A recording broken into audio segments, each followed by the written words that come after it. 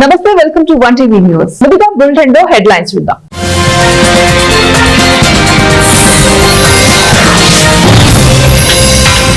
ప్రపంచ ఉద్యమాల చరిత్రలో తెలంగాణ సాయుధ పోరాటం గొప్పది, సీఎం రేవంత్.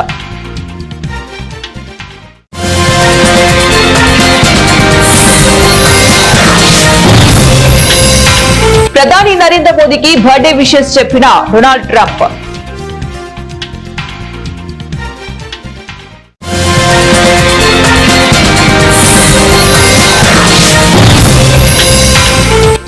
ఉత్తరాఖండ్, హిమాచల్ లో వర్ష బీభత్సం, 18 మంది మృతి, వందలాది మంది గల్లంతు.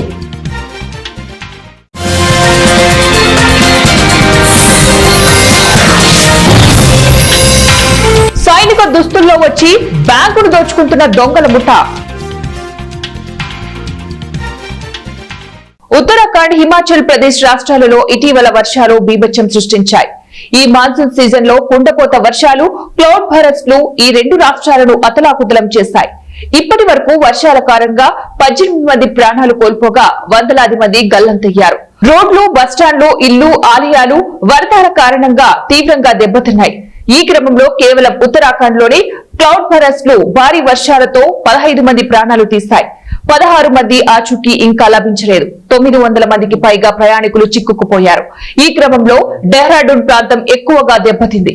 తమ్సా నదిలో ఉత్తరప్రదేశ్ కు చెందిన 8 మంది ట్రాక్టర్ ర్యాలీలో ప్రయాణిస్తూ ఉండగా నీటిలో కొట్టుకుపోయారు. భారత ప్రధాని నరేంద్ర మోదీకి అమెరికా అధ్యక్షుడు డొనాల్డ్ ట్రంప్ బర్త్డే విషెస్ ని చెప్పారు.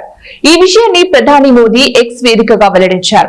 75వ పుట్టినరోజు సందర్భంగా ట్రంప్ తనకు ఫోన్ చేసి శుభాకాంక్షలు తెలిపినట్లు మోదీ తన ట్వీట్ లో పేర్కొన్నారు.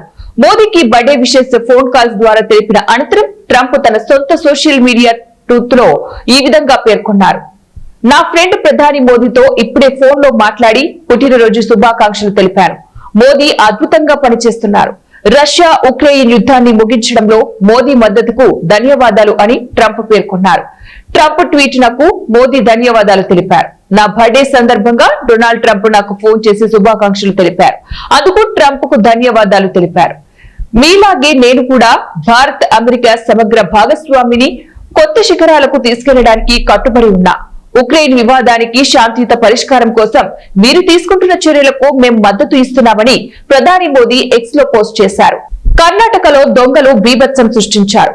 విజయపుర జిల్లా చడచన్ పట్టణంలోని state bank of India branch పట్టపగలే దొంగల ముఠా దోపిడీకి పాల్పడింది. సైనిక దుస్తుల్లో ముసుగులు ధరించిన 5 నుంచి 6 వ్యక్తులు బ్యాంకులోకి ప్రవేశించారు.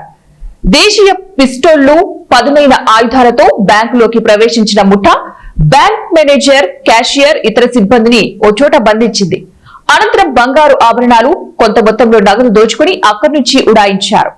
అయితే ఎంత మొత్తంలో దోపిడీకి గురైందన్నది ఇంకా తెలియరాలేదు.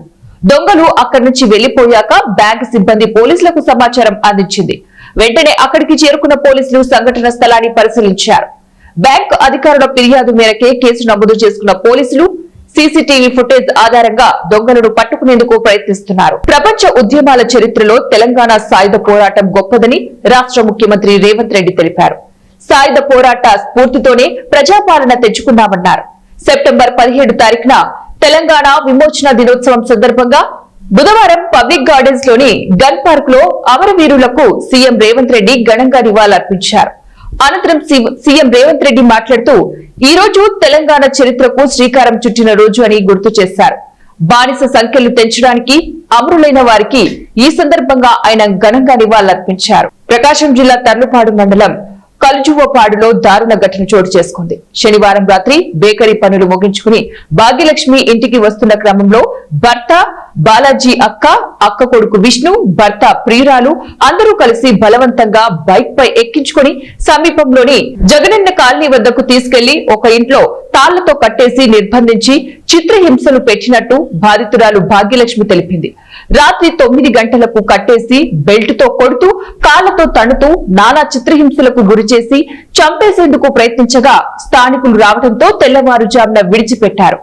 మళ్లీ సోమవారం రాత్రి మరొకసారి తీసుకెళ్లి చిత్రహింసలకు గురి చేసేందుకు భర్త బాలాజీ రాగా గమనించిన భాగ్యలక్ష్మి తప్పించుకుని ఎస్సీ కాలనీలోనికి పరుగులు తీసింది.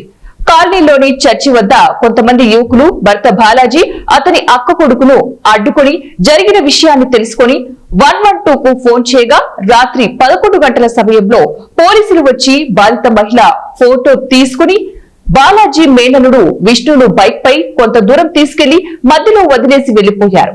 బాధితురాల్ని చిత్రహింసలకు గురి చేసినటువంటి వీడియోను బాలాజీ ప్రియురాలు సెల్ ఫోన్ లో తీసింది.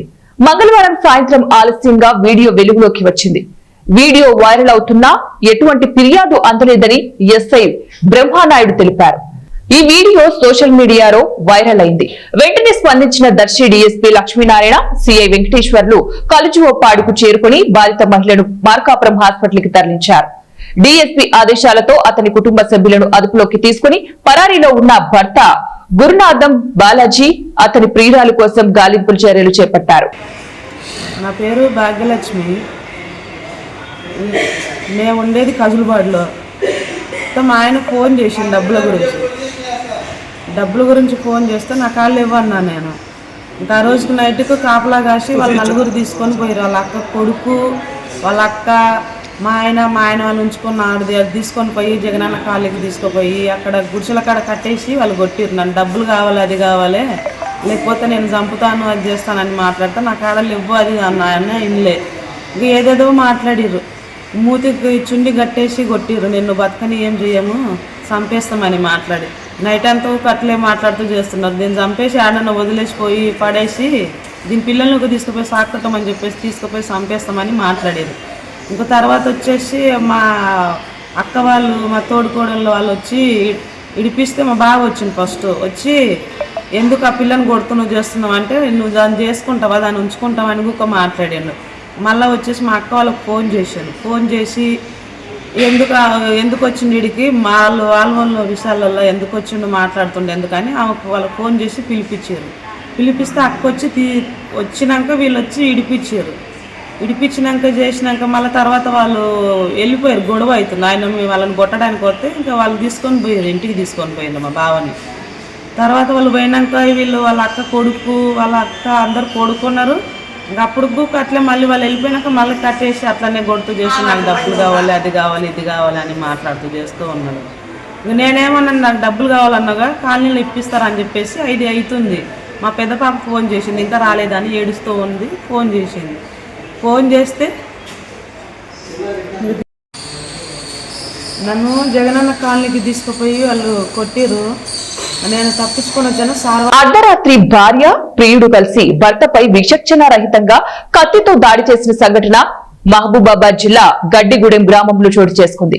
గ్రామానికి చెందిన ప్రసాద్, రష్మితలకు 6 సంవత్సరాల క్రితమే వివాహం జరిగింది. సంసారం పచ్చగా సాగుతుంది. వీరికి ఒక కుమారుడు నిశాంత్ జన్మించాడు. రష్మితకు కొన్ని రోజుల క్రితం ఓ జాతరలో అనిల్ అనే వ్యక్తితో పరిచయం ఏర్పడి అది అక్రమ సంబంధానికి దారితీసింది. ఆదివారం అర్ధరాత్రి భార్య రష్మిత, ప్రియుడు అనిల్ కలిసి భర్తపై కత్తితో విచక్షణ రహితంగా దాడి చేశారు. అర్ధరాత్రి ప్రసాద్ అరుపులకు ఇరుగు పొరుగు గ్రామస్తులు లేచి విషయం తెలుసుకున్నారు. గ్రామస్తులు ప్రియుడు అనిల్ చెట్టుకు కట్టేసి చితకబాదారు. అనంతరం పోలీసులకు సమాచారం అందించారు. పోలీసులు సంఘటన స్థలానికి చేరుకుని ప్రియుడిని, భార్యను అదుపులోకి తీసుకుని మహబూబాబాద్ రూరల్ పోలీస్ స్టేషన్ కు తరలించారు.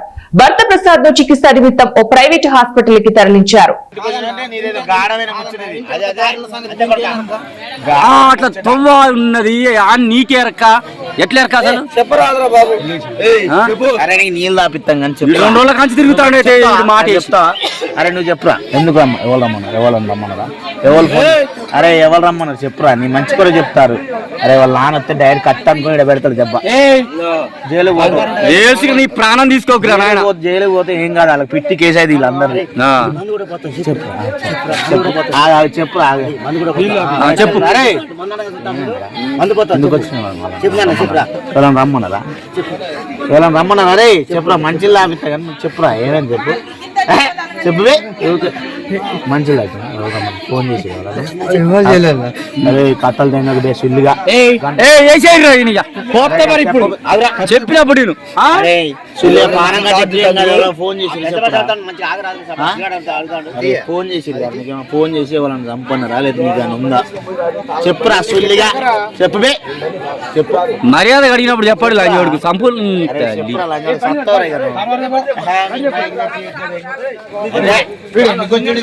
నేను చంపుతారా మంచిగా చెప్పురా ఈయన మంచిగా అడుగుతాడు రా నీళ్ళ రమ్మన్నారా చెప్పురా రమ్మన్నారు చెప్తే ఏమన్నారు వీళ్ళంతా లేదు చంపుతారు ఎందుకు అరే ఎవరైనా ఫోన్ చేసి నిన్ను రమ్మన్నారు పలాని ఎవరైనా చేయన్నారు వాళ్ళైతే నీకు నా పేరు మేర ప్రసాద్, మా ఊరు గడ్డిగూడెం గ్రామం.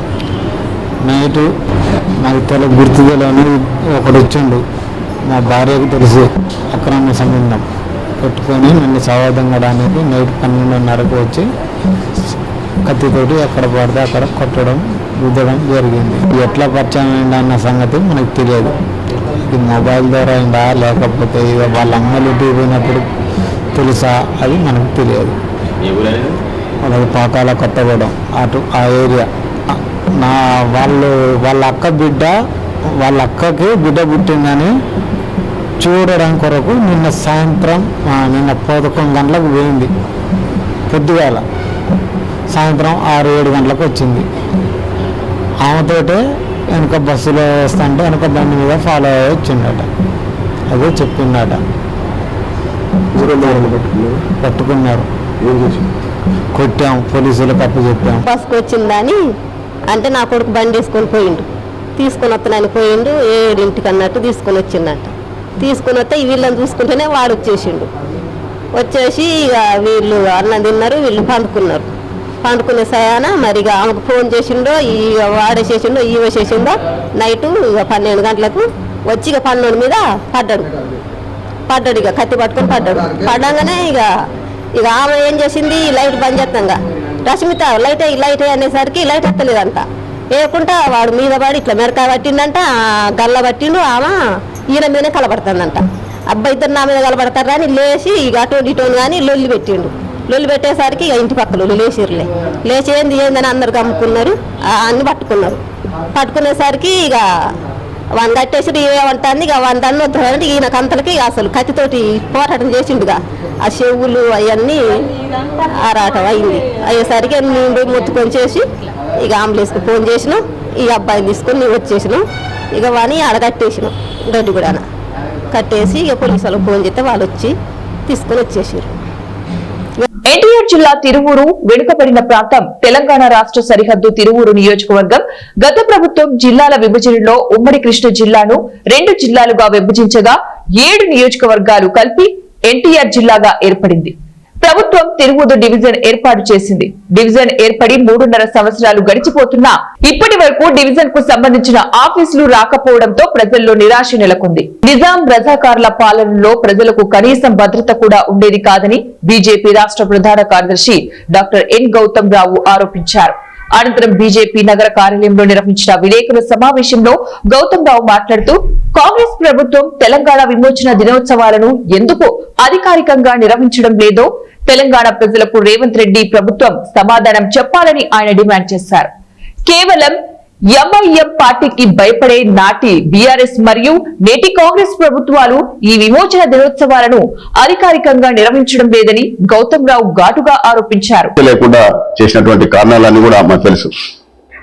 కాబట్టి ఆ రోజు బలవంతంగానే భారతదేశంలో ఈ ప్రాంతాన్ని విలీనం చేసినారు కాబట్టి, భారత ప్రభుత్వం యొక్క పోలీస్ చర్య కారణంగానే చేసినారు కాబట్టి దీన్ని విమోచన దినంగానే భారతీయ జనతా పార్టీ భావిస్తా ఉంది. కాబట్టి ఆ రోజు ఏదైతే రజాకార్లు హిందూ మహిళల పట్ల నగ్నంగా బతుకమ్మలాడియడం,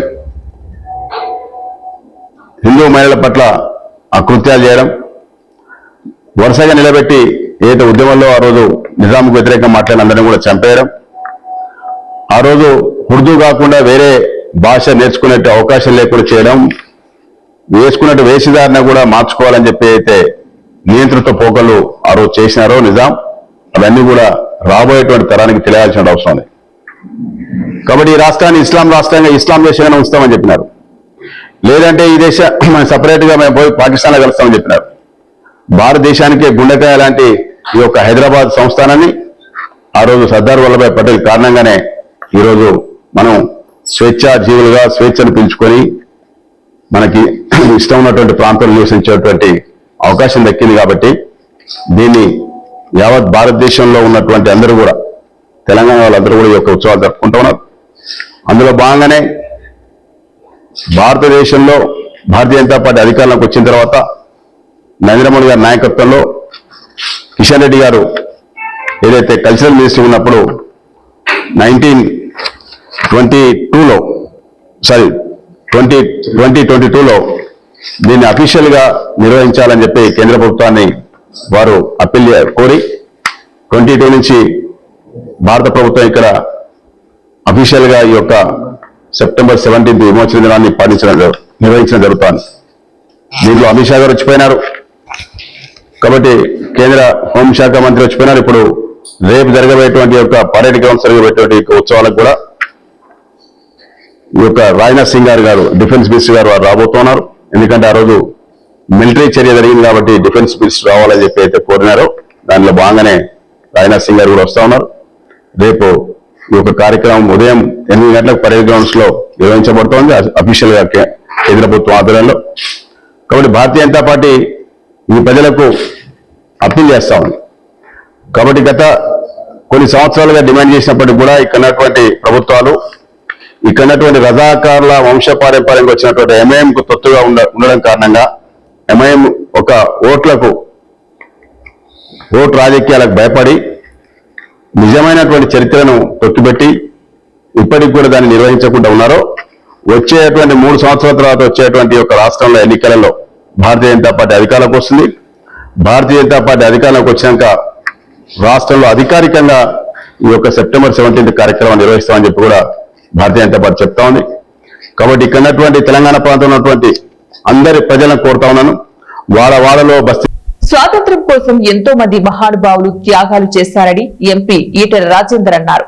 నాచారంలో హెచ్ఎంటీ నగర్ పార్క్ లో ప్రతిరోజు ఉదయం జాతీయ గీతాన్ని పాడేందుకు హెచ్ఎంటీ నగర్ ఫ్రెండ్స్ స్వీకారం చుట్టారు.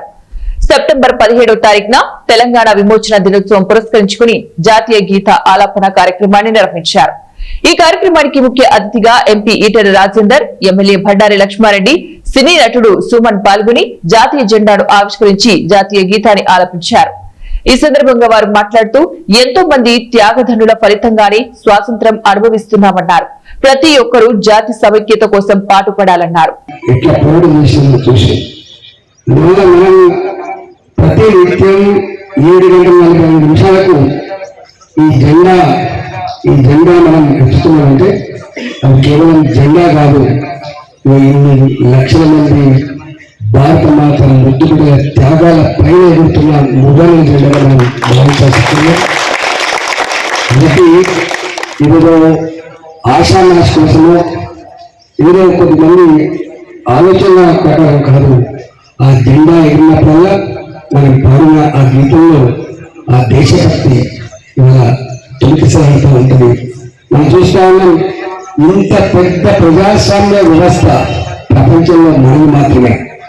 ఇవాటి కూడా భాషలు వేరైనా, సంస్కృతులు వేరైనా, సాంప్రదాయాలు వేరైనా, కశ్మీర్ నుంచి కన్యాకుమారి వరకు 3 రంగుల జెండా పట్ల, మన వందే మాతరం పట్ల, మన జనగణ పట్ల ఎంత అంకిత భావం ఉంటుందో మనకి మాటల్లో చెప్పగలదు. కాబట్టి ఇవాళ మా అందరినీ ఐక్యంగా ఉంచుతున్నాడు, మా అందరికీ స్ఫూర్తినిచ్చేది, మా అందరినీ కలిపి నడిపేది, ఈ దేశ చరిత్రని ప్రపంచ చిత్రపటం మీద ఆలోచించేది ఈ త్యాగాల ఫలితంగా అయినటువంటి 3 రంగుల జెండా. కాబట్టి ఆ జెండాకు అంత పవిత్రత, ఆ గౌరవం, ఆ గొప్పతనం ఉంటుంది. కాబట్టి ఈ సందర్భంగా దాన్ని రాబోయే కాలంలో దాని పవిత్రతని, దాని గౌరవానికి ఎక్కడ భంగం కలగకుండా ప్రభుత్వం. కామారెడ్డి జిల్లా బీర్కూరు మండలం మల్లాపూర్ గ్రామంలో మాజీ జెడ్పీటీసీ ద్రోణవెల్లి సతీష్ విలేకరుల సమావేశం నిర్వహించారు. ఈ సందర్భంగా ఆయన మాట్లాడుతూ తనపై వచ్చిన ఆరోపణలు అవాస్తవమని, అవసరమైతే తడి బట్టలతో కలియుగ దైవం వెంకటేశ్వర స్వామి గర్భడి గుడిలోకి వెళ్లి ప్రమాణం చేస్తానని అన్నారు. ప్రజలకు ఎవరు ఏంటో తెలుసునని, రాబోయే రోజుల్లో ఎమ్మెల్యేగా పోటీ చేసేందుకు సిద్ధంగా ఉన్నానని ఆయన మనసులో మాట చెప్పారు. ప్రజాస్వామ్యబద్ధంగా బరిలో దిగి గెలుస్తానని అన్నారు. పోచారం కుటుంబానికి గద్దె దించేందుకు ప్రజలు సిద్ధంగా ఉన్నారని ఆరోపించారు. అక్రమ బోరం తవ్వకాలతో పాటు మంచిరాలో ఇసుకను మాయం చేసిన ఘనత పోచారం కుటుంబానికే దక్కిందని ఆయన అన్నారు. దేవస్థానంలో మీ ద్వారా నిర్మితమైన తెలంగాణ తిరుమల దేవస్థానంలో తడి బట్టలతోటి కలియుగ వెంకటేశ్వర స్వామిని గర్భగుడిలోకి వెళ్ళి మీకు తెలియకుండా నేను డబ్బులు తీసుకోలేదని మీకు తెలిసిందని చెప్పడానికి నేను ప్రమాణపత్రిగా రెడీ ఉన్నా, మీరు రెడీనా అని అడుగుతాం. దుష్ప్రచారం చేయడం జరిగింది. దానికి వివరణగా ఈరోజు పాత్రికేయ సమావేశం ఏర్పాటు చేసి నేను చెప్తున్న సత్యం ఇది. నేను చెప్పబోయే ముందు కలియుగ దైవం, నా ఆరాధ దైవం వెంకటేశ్వర స్వామి మీద ప్రమాణం చేసి నేను చెప్తా ఉన్నా.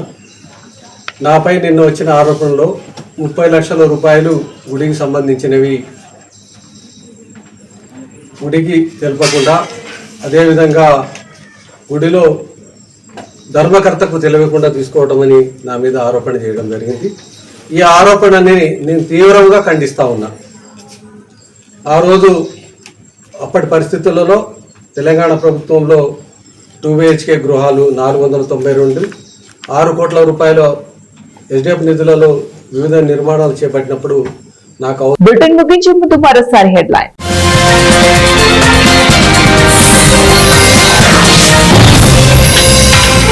ప్రపంచ ఉద్యమాల చరిత్రలో తెలంగాణ సాయుధ పోరాటం గొప్పది, సీఎం రేవంత్.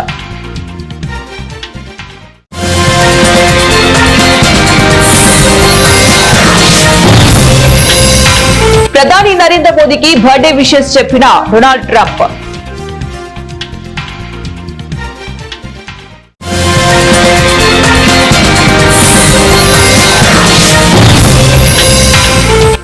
ఉత్తరాఖండ్, హిమాచల్ లో వర్ష బీభత్సం, 18 మంది మృతి, వందలాది మంది గల్లంతు.